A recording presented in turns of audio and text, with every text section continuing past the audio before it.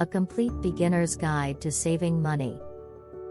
Saving money, or the saving habit as American author Napoleon Hill put it many years ago, is the foundation of all financial success. One, having money saved is what provides the means for you to take advantage of situations, whether it's going back to college, starting a new business, or buying shares of stock when the market crashes. 1. Saving money versus 1. Investing. There is a huge difference between saving and investing. Both saving money and investing money have a place in your life, but they play very different roles. How you handle these two things can have big implications for your financial success, stress level, and how wealthy you ultimately become. It can even mean the difference between suffering through a recession or depression and sleeping soundly through the night knowing that you have enough spare liquidity on hand.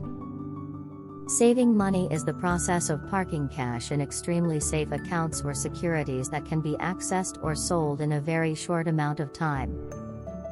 Investing money, though, is the process of using your money or capital to buy an asset you think has a high probability of generating a safe and acceptable rate of return over time, even though it may decrease for years. Typically, this means stocks, bonds, and real estate. 1. Saving a few dollars really does matter.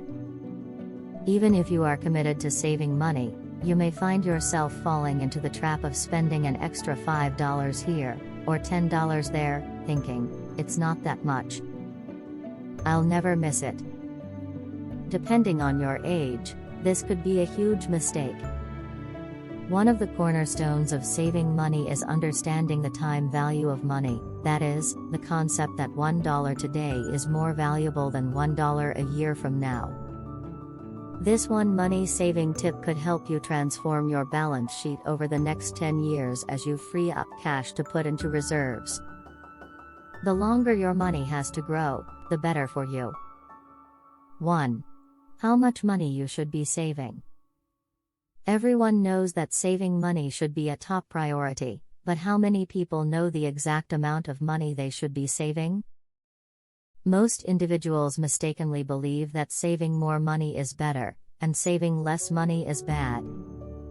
While that's true in a general sense, the amount of money you need to save depends on your needs, lifestyle preferences, and income.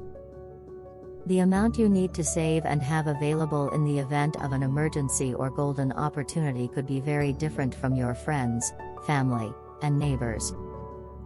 The general rule of thumb is to have 3 to 6 months of living expenses saved in an easily accessible account. 1. The key to saving money is to pay yourself first. The single best way to begin saving money is to use a technique called pay yourself first. This technique has been proven time and again to influence people to change their behavior. Simply put, it's establishing the discipline to put a certain amount of every paycheck into savings for your future before you pay any other bills. Most individuals choose a specific percentage to take out each month, like 10% for example. 1. Ways to make saving money easier. Sometimes, saving money can be difficult. Life often throws us curveballs, like unexpected emergencies or injuries, that tend to impede our savings schedule and routine. If you are struggling along the path to financial freedom, there are ways to make saving and investing easier. Try making a game out of finding ways to spend $100 less each month. For example, you can walk home rather than take the bus, or order water when out for a meal instead of tea or coffee. Set up automatic transfers from your checking account into an investment or savings account, and do the same thing with your paycheck, or use an app, like Digit, to help you save automatically. The money you never see accumulates without it feeling like punishment. Reward yourself, and set goals for what you'll do when you reach certain savings levels. 1. Ways to generate cash for your savings.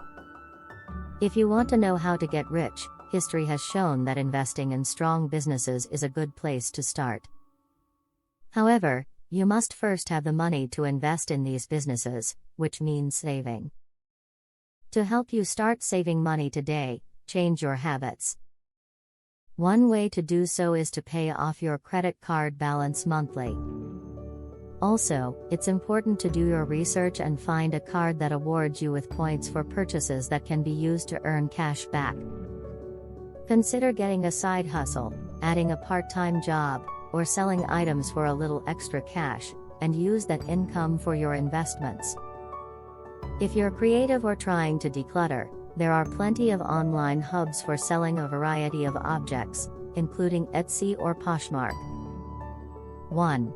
Paying off debt versus 1. Saving money first. Debt is often a big hurdle to get over before you start truly saving money.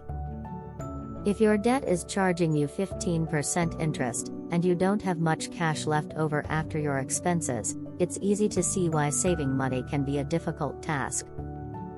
When deciding whether you should start saving money or paying down debt first, focus on paying off any high-interest credit card debt. If you can cover more than the minimum payment, that would be ideal. It's also important to tackle both high-interest rate debt and to contribute to an emergency fund simultaneously, so that when an emergency does happen, you don't have to rely on taking on more debt to fund that emergency or unexpected life event.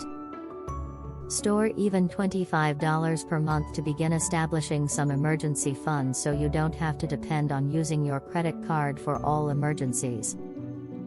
Ideally, a better approach would be consolidating your debt into a lower interest rate card or 0% balance transfer to help lower the payments and interest, allowing you to save more.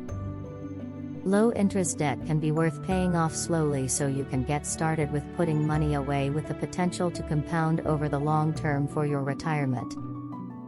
1. How to save the first $100,000. Billionaire investor Charlie Munger is known for saying that the most challenging hurdle to becoming financially independent is saving the first $100,000. Once you cross that threshold, you have the money necessary to get bank loans to build a business or acquire real estate or make investments in the stock market that can have a real tangible change in your net worth, if things work out well. Understand the tax code to get every last cent that is coming to you. Reinvest your dividends, and look for opportunities with low fees. 1. Where to save money for a down payment on a house. If you are saving money for a down payment on a house, you want to find safe places to invest it so the money stays secure until you are ready to make a purchase. FDIC-insured savings accounts and certificates of deposit are guaranteed by the government, so they are safe, but they won't generate a substantial return. 2 Money market accounts at a bank are also safe for storage. 1. How saving $19 made some families $5 million. In 1919, families who got their hands on $19 by saving money were able to buy a single share of a well-known, hugely successful blue-chip stock. Today, that single share, with dividends reinvested, is worth more than $5 million. This was all possible due to the savings habit. No matter how small your savings account is now, with wise stewardship and disciplined cost-cutting, you can one day be financially secure. If you have any questions, please comment below. Thanks for watching.